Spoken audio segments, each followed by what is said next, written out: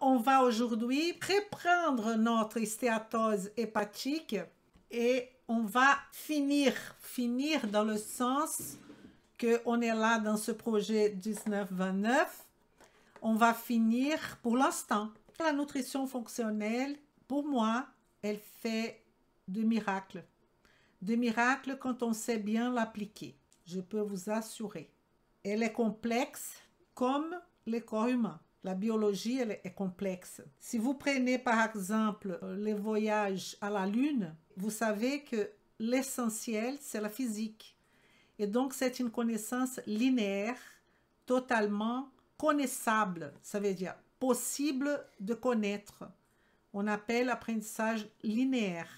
De plus en plus, on y stocke de l'information. Si vous pensez au corps humain, la biologie, dans la biologie, on aura la chimie, la biochimie, la chimie inorganique, organique. On aura l'anatomie, la physiologie, la physiopathologie.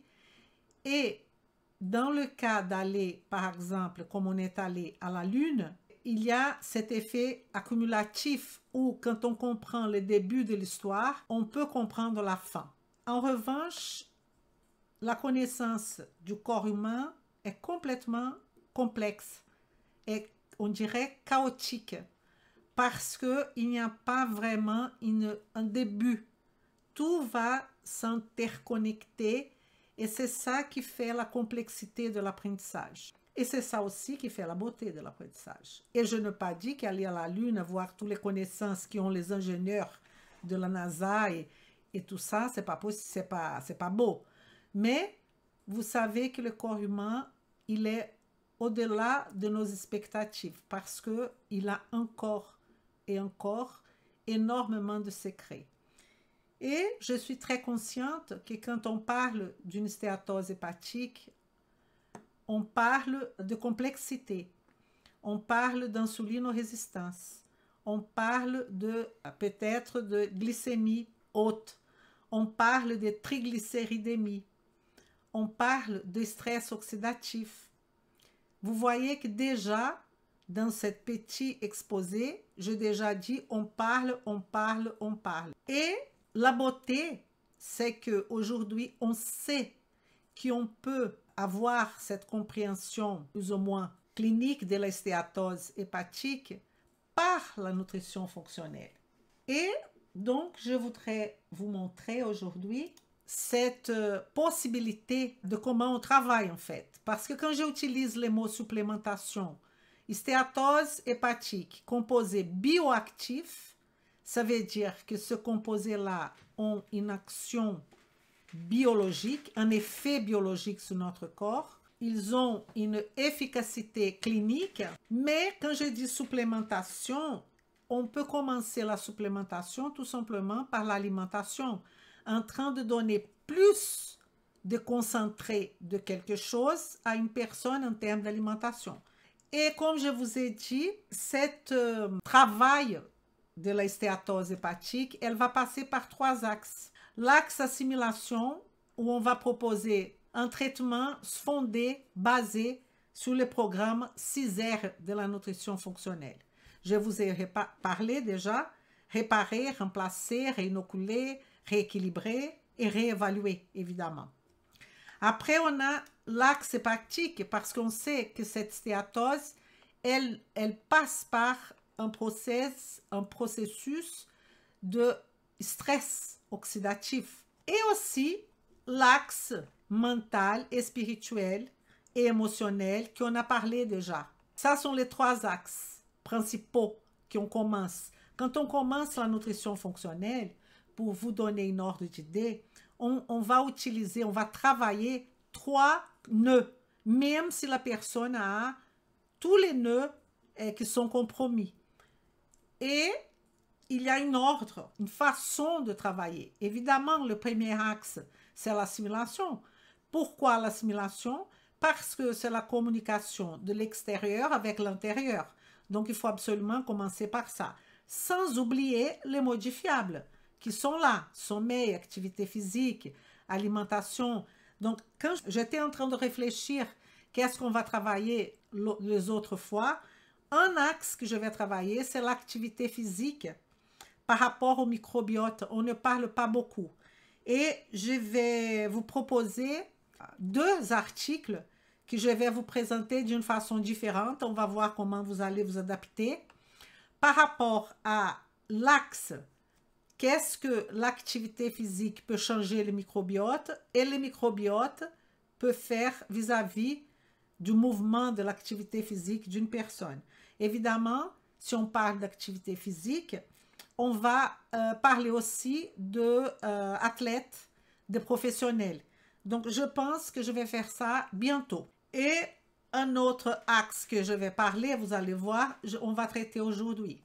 Alors, évidemment, je ne peux pas, aujourd'hui, je voudrais faire quelque chose de light, pas énorme. Donc, je vous ai mis quand même quelques composés bioactifs, vitamine D, oméga 3, quercétine, berbérine, choline, NAC, glutathion, lycopène, resveratrol, L-ornithine, aspartate. Tout on peut utiliser pour une stéatose hépatique. Ah, Elisa, on va utiliser tout ça? Et c'est ça la grande problématique. C'est que je peux vous présenter je ne sais pas combien de substances. C'est à nous, professionnels, de savoir quelle est la meilleure substance pour ce patient-là. Donc, aujourd'hui, je vais faire quelques commentaires sur quelques molécules pour justifier l'utilisation. Il y a pas mal parmi vous, mes élèves, qui disent « Ah, j'utilise ça pour la hystéose, j'utilise cette plante. » Écoutez, dès que vous utilisez n'importe un bioactif, mais que vous savez justifier pourquoi, à mon avis, tout va bien. Le problème, c'est que les gens, par exemple, la berbérine, pourquoi vous utilisez la berbérine? Et là, parfois, j'ai comme réponse, parce que la berbérine, elle va faciliter ou elle va participer du traitement des stéatoses. Bon, là, vous n'avez rien dit. Je veux savoir chimiquement comment et quoi et quelle est l'action de la berbérine. Si vous m'expliquez l'action de la berbérine, la réponse est donnée. Vous utilisez ce que vous voulez si vous savez expliquer le schéma ou le schéma biochimique de ce composé bioactif, tout simplement. Donc, vous n'avez pas besoin de mémoriser. Et si vous mémorisez, vous n'êtes pas un professionnel haut niveau. Parce que je ne sais pas si je vous ai dit, pour ceux qui sont là pour la première fois, que cette chaîne, c'est une chaîne Académie Marceau pour les professionnels de santé. Et je suis là pour vous montrer de A à Z comment appliquer la nutrition fonctionnelle pour transformer des vies, la vôtre et celle de vos patients. Et je suis Elisa Marceau, chirurgien dentiste et vraiment spécialisée dans l'application de la nutrition fonctionnelle pour transformer de vie. Et les composés bioactifs d'efficacité clinique pour le NAFLD et le NASH, j'insiste, on est aujourd'hui en partie 5. Donc, si vous voulez vraiment connaître NAFLD et NASH, allez-y à la partie 1, 2, 3 et 4. Vous voyez que cette chaîne est là comme objectif d'aller vraiment au fond des choses et de ne pas tout simplement dire utiliser ça, ça ou ça. Si on regarde la choline, elle est acétylcholine. Déjà, elle fait partie d'un neurotransmetteur. Sans compter ça, elle va aussi faire partie des sels biliaires. Elle participe de l'exportation des triglycérides, d'être transportée par les VLDL. Alors, excrétion biliaire et méthylation. Donc, vous voyez bien qu'on est déjà en train de parler des stéatoses. Parce que si je parle de triglycérides, et si je mets ce triglycéride dans le VLDL pour être exporté, je suis en train de faire quoi? De alléger mon foie en termes de triglycérides. Alors, c'est excellent Parce que la caractéristique de la stéatose, c'est effectivement transformer ce foie en une boule de graisse, quoi. Et ce n'est pas du tout ça notre objectif. Après, je voudrais vous parler, là, ce que j'ai dit de la colline, je n'ai rien dit. Comme je vais parler un petit peu de cette glutathione, est-ce que en regardant cette glutathione, si je vous dis GSH, est-ce que vous pouvez me dire dans quelle forme elle est? Je vais continuer à expliquer et j'attends vos réponses. Je veux savoir, quand vous regardez GSH, je voudrais savoir dans quelle forme est le glutathione. On a la N-acétylcystéine, qui fait partie de ce GSH, n'est-ce pas?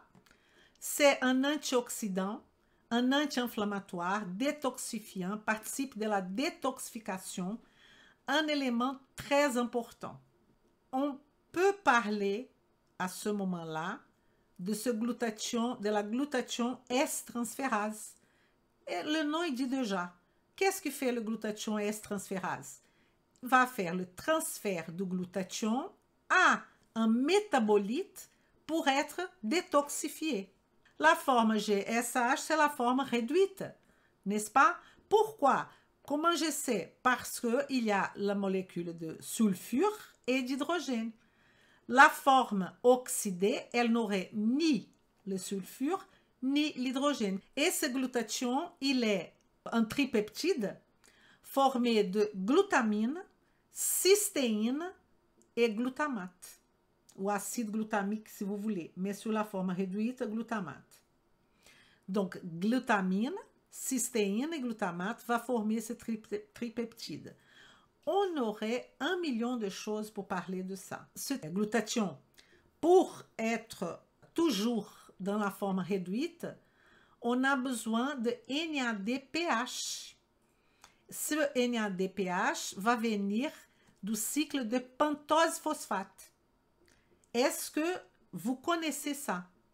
Parce que le problème, c'est que quand on explique déjà une étiquette comme la stéatose hépatique, les gens ils commencent déjà à proposer des solutions à traiter leurs clients ou leurs patients sans connaître la base.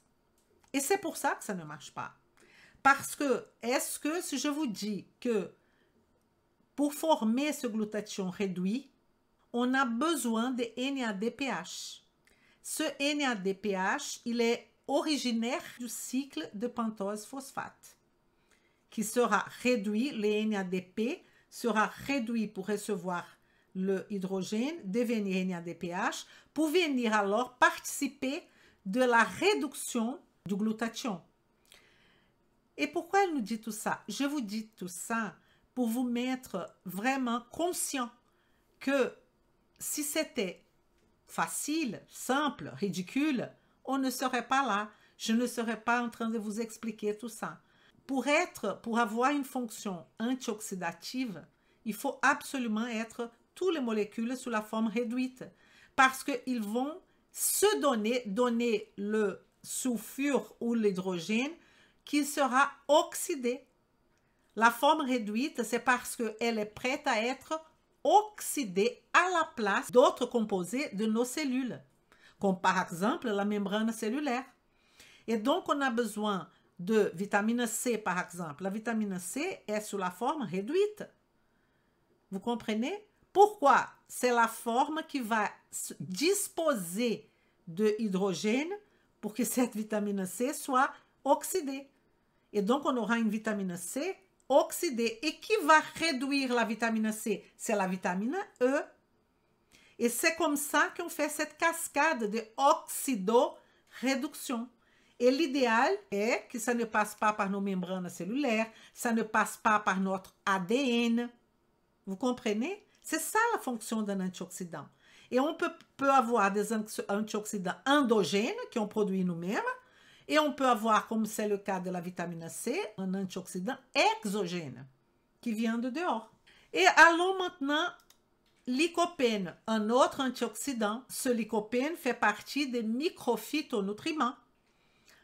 Vous connaissez bien, il est très connu parce que c'est des antioxydants qui sont utilisés avec l'huile d'olive dans le cas de cancer de prostate. Et ça, c'est pas quelque chose qu'il faut dire, ah peut-être, il y a des études en vivo qui montrent cette capacité du lycopène, surtout le tomate écrasé avec l'huile d'olive. Vous voyez que je sors un peu de Nafal et de NASH. Mais si je parle de antioxydation et de anti-inflammatoire et gènes qui vont participer de cette antioxydation, je parle de Nafal et de NASH, évidemment. Si on parle du resveratrol, un stilbène, stilbène fait partie aussi de phytothérapie, microphytothérapie, un bioactif resveratrol, que vous allez dire, on trouve dans les vins rouges. Oui, mais on trouve surtout dans les raisins. Pas besoin de boire. Dans les raisins, tout simplement. Va inhiber l'inflammation. Pourquoi de NASH? Pourquoi il inhibe l'inflammation de NASH? Parce que le resveratrol va inhiber NF-kappa B. Donc, je suis en train de vous donner la raison pourquoi utiliser resveratrol. Mais il y a beaucoup de choses sur le resveratrol. Il y a un chapitre entier sur le resveratrol. Ce n'est pas aussi simple. Ce n'est pas que des actions positives parce que vous savez, les antioxydants, quand ils sont en quantité absurde, ils deviennent oxydatifs. Et une autre chose que peut-être vous ne savez pas, c'est que la capacité, la quantité de resveratrol, lycopène et tout ça dans nos fruits et légumes, elle est très petite pour une bonne efficacité, mais très petite. Et beaucoup de difficultés en termes de biodisponibilité. Ce n'est pas facile, ce n'est pas évident. D'accord? Et finalement, on a l'ornithine, aspartate, acide aminé, détoxification d'ammoniac, microcirculation hépatique, production de glutathion, ça participe. ALAT et ASAT, diminue ALAT et ASAT.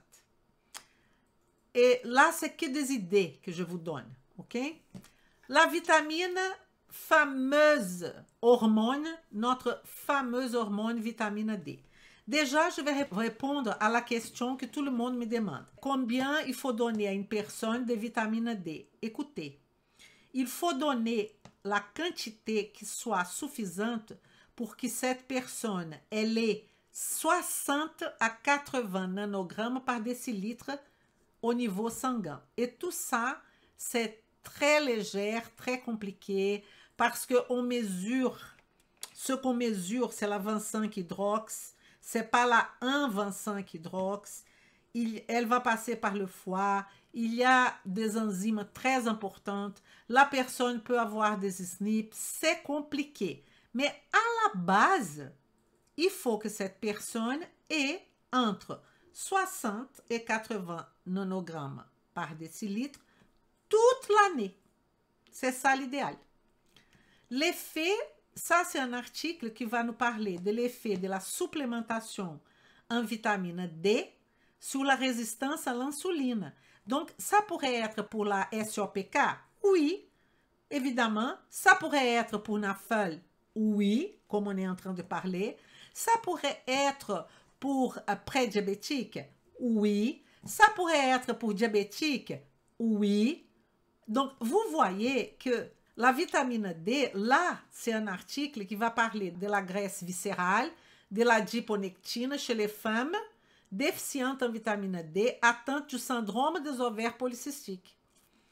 Mais pourquoi je vous ai mis ça? Parce que après une intervention de 8 semaines, que 8 semaines, 8 semaines, ça fait 2 mois, la supplémentation en vitamine D par rapport au groupe placebo qui n'a pas eu, a diminué la glycémie à jeun. Si on a diminué la glycémie à jeun, on touche directement une personne qui a stéatose hépatique, comme je vous ai 1000 fois expliqué. Mais ça va toucher le prédiabète, mais ça va toucher le diabète. Et quand je dis diminuer la glycémie, par derrière, on est en train de dépenser moins d'insuline. L'idéal, ça serait, pour le cas de la glycémie, de mesurer peptide C. Mais bon, je ne vais pas vous expliquer ça maintenant. Un autre sujet, je vous ai parlé d'un sujet, microbiote et activité physique, que je vais faire bientôt. Il y a ce sujet aussi que je pense qui serait intéressant parce qu'on parle beaucoup et on parle rien, qui sont les oméga 3. Cet article est l'effet de la supplémentation en huile de poisson sur la graisse hépatique et viscérale chez les hommes en surpoids. Il y a beaucoup de détails sur la supplémentation d'oméga 3. Par exemple, des questions qu'on peut se poser. Est-ce qu'une personne qui prenne des anticoagulants doit prendre des oméga 3? Une question. L'autre question, est-ce que vous savez que plus de 4 grammes d'oméga 3 à un monsieur qui a cancer de prostate, ça va empirer son état? Est-ce que vous trouvez intéressant qu'on fasse un chapitre sur les oméga 3? Là, je voudrais vous montrer déjà ici, je vais vous montrer l'action des oméga 3 sur les stéatoses, mais peut-être de faire quelque chose de plus approfondi sur les oméga 3. Bon, ici, vous avez cette tarte où on a la source d'énergie vraiment, c'est cet acide alpha-linolénique qui est un oméga 3 essentiel. On ne produit pas. Les oméga 3, on peut trouver chez l'animal et dans le monde végétal, sauf que la quantité est totalement différente. On ne va pas se mentir, on va trouver beaucoup plus dans les planctons, vous comprenez bien, dans les algues, et le poisson va manger les algues, et les poissons de mer froide aura alors les oméga 3. Et on va trouver beaucoup plus dans le monde végétal que dans le monde animal. On va trouver beaucoup plus chez l'animal.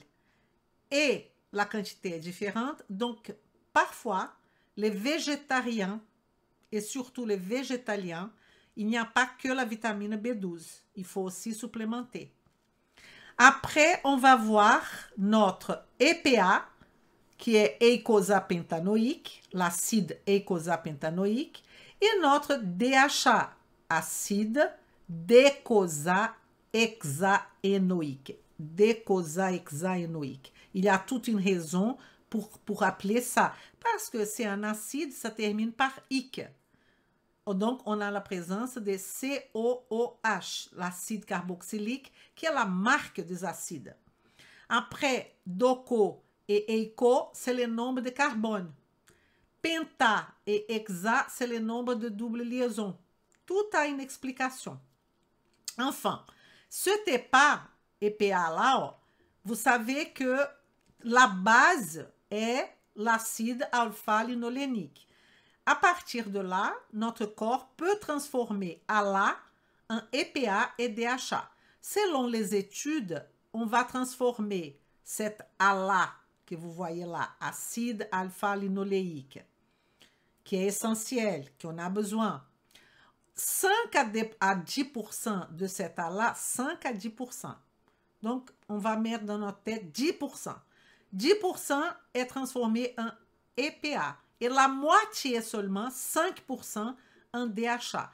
Et on sait qu'il y a un rapport EPA-DHA. Et on sait aussi qu'il y a un rapport oméga 3, oméga 6. Que dans le passé, c'était de 1 par 1. Aujourd'hui, il y a 3 pour 1, 4 pour 1. Ça dépend du groupe de chercheurs. Mais on est à peu près entre 3, 1, 4, 1 maximum. Okay? 4 oméga 6 pour 1 oméga 3. Parce que déjà, c'est difficile de trouver cet oméga 3. Ce n'est pas évident. Et l'EPA, il va plutôt vers une fonction cardiovasculaire. Mais on dit toujours que l'EPA, c'est anti-inflammatoire. Ce n'est pas vrai. Il est moins inflammatoire. Peut-être on peut discuter de tout ça quand on va discuter les oméga 3. Et le DHA est beaucoup plus fonction cognitive, visuelle, mais participe aussi de l'inflammation et de la fonction cardiovasculaire. Et l'EPA. L'EPA, il est présent dans les poissons comme les poissons de mer froide, maquereaux, sardines, harengs, anchois. Mais on a aussi associé à cette problématique vous savez bien, on a le problème de métaux lourds. Et parfois, quand on a des poissons qui sont trop grands, la possibilité de concentration de métaux lourds, c'est beaucoup plus importante. N'oublions pas les microalgues, n'oublions pas chia. Mais la quantité, je vais vous donner dans notre formation sur les oméga 3, je vais vous donner la quantité qu'il y a dans beaucoup d'aliments et là vous aurez la notion parce qu'il y a des végétariens qui disent non, non, mais je mange du chia, mais il va falloir manger. Hein? Il va falloir vraiment manger. Je vais vous montrer tout ça. En termes de DHA, huile de foie de morue crue, maquereau aussi, sardines, hareng, saumon, tout ça, on va trouver. Mais huile de foie de morue, on va trouver 10 grammes pour 100 grammes. C'est pas mal. Mais je laisse ça pour discuter plus tard. Mais la question est, quelle est l'action des oméga 3 au niveau, qu'on peut constater au niveau des stéatoses hépatiques? A. Diminution du taux de ASAT. ASAT, vous savez, qui est l'enzyme marqueur de plusieurs régions. ALAT liver, plutôt le foie. Diminution du taux de gamma-GT.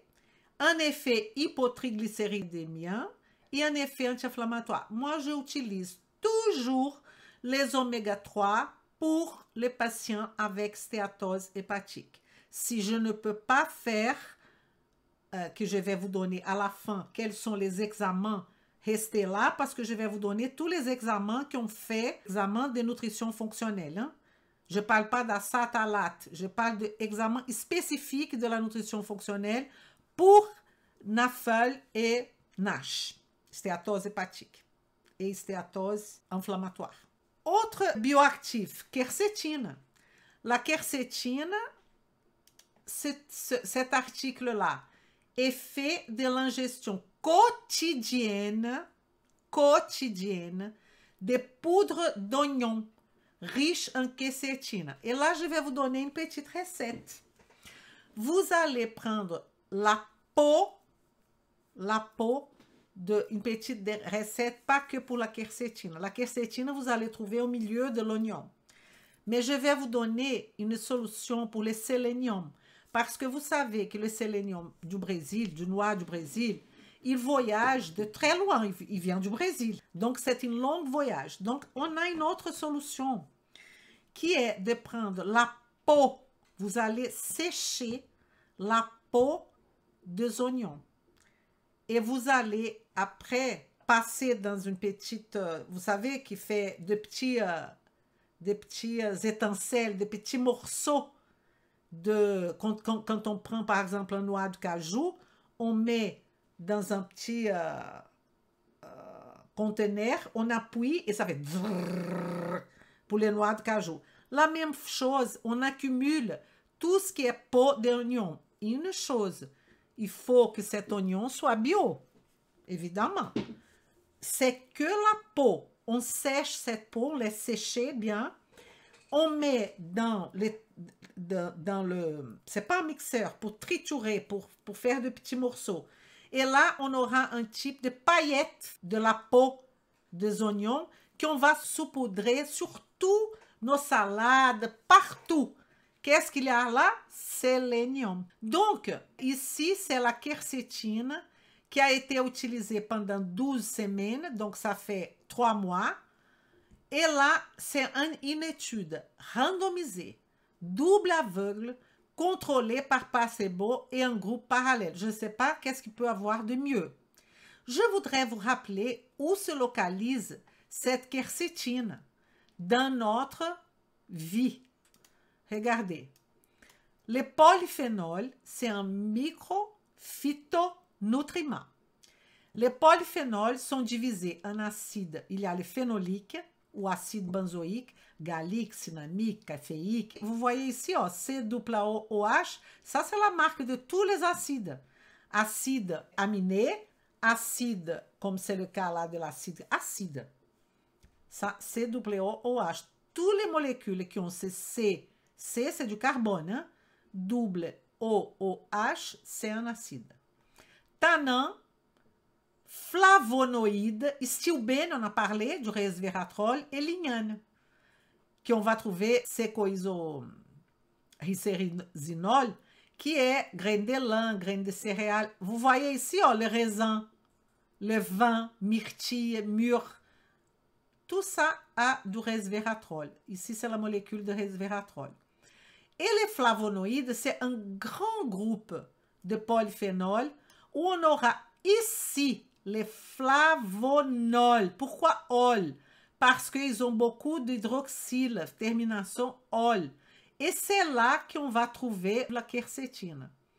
Une autre chose que je voudrais vous dire, c'est que un groupe qu'on trouve ici, on peut trouver ailleurs aussi. Il peut se répéter, ok? C'est pas exclusif d'un groupe. Donc, flavonol, c'est un flavonoïde caractérisé par la présence d'hydroxyle. Vous voyez là les hydroxyles? Et c'est là que se localise la quercétine. L'alanine aminotransférase, ALAT, était beaucoup plus faible dans les groupes oignons riches en quercétine que dans les groupes placebo. Ça, c'était une expérience pendant 12 semaines. Donc, quand on va utiliser la poudre d'oignon riche en quercétine, on va utiliser, si la personne elle va manger, il faut qu'elle mange comme si c'était un médicament bioactif. Donc, il faut qu'elle mange tous les jours. Et là, qui va faire cet effet escompté. Mais on peut aussi acheter la quercétine. Maintenant, je vais parler d'une substance qui a une importance capitale, qui est la berbérine. La berbérine, elle a la même action que la metformine. La metformine, elle fait concurrence à la vitamine B12. Une personne diabétique qui prend de la metformine, elle va chuter la vitamine B12, normalement. En revanche, la personne qui prend de la berbérine, elle n'aura pas une chute de B12. Pourquoi? Quelle est l'action de la berbérine? La berbérine, elle est liée directement à notre AMPK. Alors, je parle de cette AMPK, adénosine monophosphate, kinase. Il faut connaître cette voie métabolique, c'est obligé. Elle est une enzyme ubiquitaire. Qu'est-ce que ça veut dire ubiquitaire? Comme est la ubiquinone. C'est aussi une molécule ubiquitaire. Ça veut dire elle est partout dans notre corps. La MPK, spécialement au niveau musculaire. Donc, elle est une enzyme, quand on dit ubiquitaire, c'est qu'elle est partout. Elle est une enzyme ubiquitaire qui joue un rôle dans la homéostasie énergétique. Donc, déjà, vous allez apprendre ça. Kinase, parce qu'elle fait phosphorylation. Ça veut dire qu'elle va allumer, arrêter un processus ou stimuler un processus au travers de la phosphorylation. Un phosphore va s'unir à la molécule parce que c'est ça la fonction de la kinase. La MPK adénosine est une enzyme ubiquitaire qui joue un rôle dans l'homéostasie énergétique, dans tout ce qui est énergie. Donc, je parle énergie, je pense à qui? À mitochondrie, à oxydation des acides gras, insuline. L'activation de la MPK a principalement pour effet, ça, il faut connaître la voie, qu'est-ce que ça fait, qu'est-ce qui vient et tout ça. Elle stimule cette AMPK, l'oxydation des acides gras. Ah, tout ce que je veux. Hépatique et aussi la cétogénèse, formation de corps cétonique. Super. Elle inhibe la synthèse du cholestérol, la lipogénèse. Super, dans mon cas là. Formation de graisse, inhibe la formation de graisse, stimule l'oxydation de graisse et la synthèse des triglycérides. Elle inhibe la synthèse des triglycérides. C'est pour ça que cette berbérine, elle a une action comme la metformine. Elle a une action superbe. Et pour tout ce qui est prédiabète, tout ce qui est stéatose hépatique, SOPK, berbérine. Alors, si vous prenez un patient qui a un problème de tout ce que je viens de vous dire et vous lui donnez berbérine sans rien faire d'autre, ça ne sert à rien. C'est la même chose que donner de la metformine. Ça ne sert à rien. Le patient va mourir quand même, hein, parce qu'il n'a pas changé son mode de vie. Et une personne ne peut pas prendre de berbérine à vie. Ce n'est pas ça le but du jeu. Il stimulait l'oxydation d'acide gras dans les muscles, comme je vous ai dit, et l'absorption du glucose par les muscles. Parce qu'on parle d'énergie. Muscle, besoin d'énergie. Moduler la sécrétion de l'insuline par les cellules bêta du pancréas. Il n'y a rien de meilleur que cette AMPK. Alors, je fais un petit résumé pour vous, une petite carte mentale de cette AMPK. Diminuer le poids corporel. Augmentation de la captation du glucose. Évidemment, elle diminue le poids corporel parce qu'elle va faciliter la lipolyse. Évidemment. Diminuer la glycémie à jeun. Augmente la sensibilité à l'insuline. Mais c'est une merveille. Diminue les LDL et les triglycérides. Je parle de la MPK. Augmente l'oxydation des graisses. En plus, elle va améliorer la fonction endothéliale. Vous connaissez ça, l'énosynthèse, cette enzyme-là. Il va agir là aussi. Alors, Elisa, qu'est-ce qu'il y a la berbérine à voir avec toute cette histoire? Ah! Tout simplement. La berbérine, elle va stimuler la MPK. Et ça, il y a des explications, des articles qui montrent cette voie métabolique de la berbérine, qui est la 2,3-méthylène dioxy 9,10 diméthoxy protoberbérine.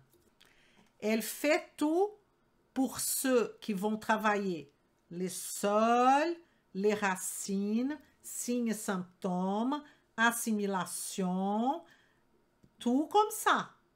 Si vous donnez la berbérine à quelqu'un demain matin, non.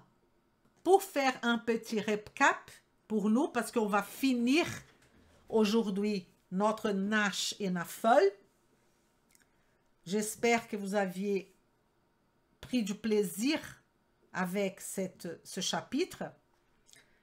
C'est pour qui les NASH? Quels sont les facteurs des risques de la NASH majeurs? Eh ben, les obésités, l'hypertension, les maladies cardiaques, diabète, état prédiabétique et hyperlipidémie. Le problème, c'est que les NASH a une relation de deux sens. État prédiabétique peut amener à NASH, NASH peut amener à état prédiabétique. Ça dépend du terrain. On a parlé aussi de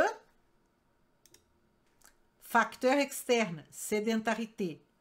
On a parlé que ce n'est pas que ça. Il y a les SNPs, PNP, PNPLA3, PENCH, choline, GCKR, TM6SF2, qui est dépendante de PNPLA3. C'est pour ça que je n'ai pas parlé, pour ne pas alourdir votre connaissance. Et facteurs environnementaux, évidemment. Facteurs de risque associés, hypothyroïdie, hypopituitarisme, ça c'est rare dans notre cabinet. Hypopituitarisme, problème au niveau de pituitaire. C'est qui la pituitaire? Hypophyse. L'hypophyse, ça ne va pas donner que ça va donner énormément de problèmes. Hypogonadisme, pareil. Apnée du sommeil. Apnée du sommeil, normalement, c'est lié à obésité. Tout est lié. SOPK, syndrome des ovaires polycystiques. Là, j'ai testostérone là-haut, estrogène là en bas. Donc, diminution de l'estrogène par rapport à la testostérone. Et je vous ai dit que le PENCH est contrôlé par l'estrogène. Vous vous rappelez de ça? Mais on peut parler d'autres suppléments. Propolis verte. Verte, c'est trouvé qu'au Brésil. Il y a plusieurs couleurs de propolis. Quels sont les bienfaits de la propolis? Elle va avoir flavonoïdes, que je viens de vous montrer, phénol, coumarine, huile essentielle, effet antibactérien, anti-inflammatoire, c'est pour ça qu'on peut utiliser là, antioxydant, antifongique. Après, on a l'ananas, c'est un autre exemple, qui va avoir aussi l'ananas, bêta-carotène, gingembre, huile d'olive. Chacun a ses caractéristiques. L'ananas, la bromélaïne ou bromélase, c'est une enzyme protéolytique qui va participer d'ailleurs de problèmes au niveau de l'estomac. Tout ça, c'est quoi tout ça? Tout simplement des aliments, alicaments, avec des propriétés bioactives. Le problème, c'est que si vous ne croyez pas, personne ne va croire. Le problème, les gens ne croient pas, mais ils ne font pas.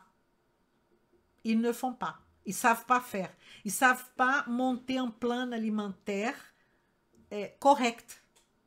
Ils ne savent pas. Et donc, ça ne marche pas.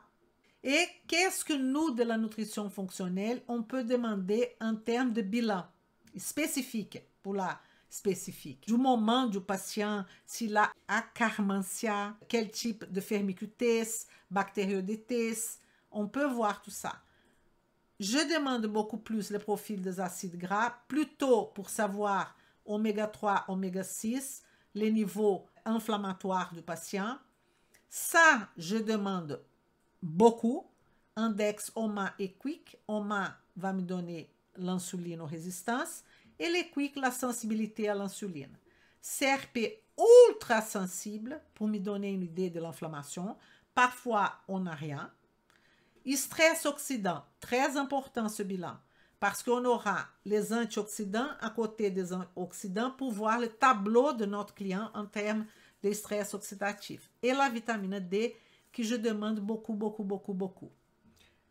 Est-ce qu'on est obligé de demander tout ça? Si le patient a une stéatose, il vient déjà avec tous les examens de stéatose. Vous n'avez pas besoin et c'est pas vous de faire le diagnostic de la stéatose. Malgré, je vous ai dit que parfois, on envoie le patient à nouveau chez le médecin parce que le médecin, je ne sais pas, il n'a pas vu, il n'a pas tilté. L'examen exact du stress oxydatif, et il y a plusieurs paramètres. On appelle bilan du stress oxydatif. Qu'est-ce qui va rentrer là-dedans?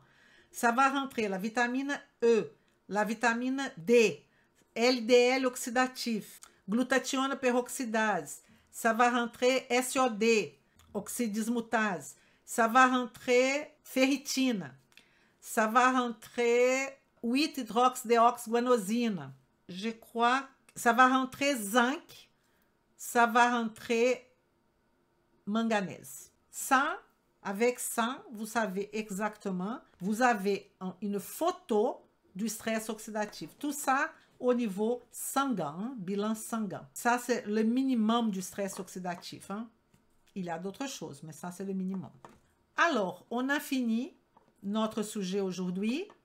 J'espère que vous êtes satisfaits, contents avec notre expérience des stéatoses hépatiques. Pour moi, comme je vous ai dit, la fin de l'année, c'est un moment de réflexion. Réfléchissez quelles seront vos actions pour l'année prochaine.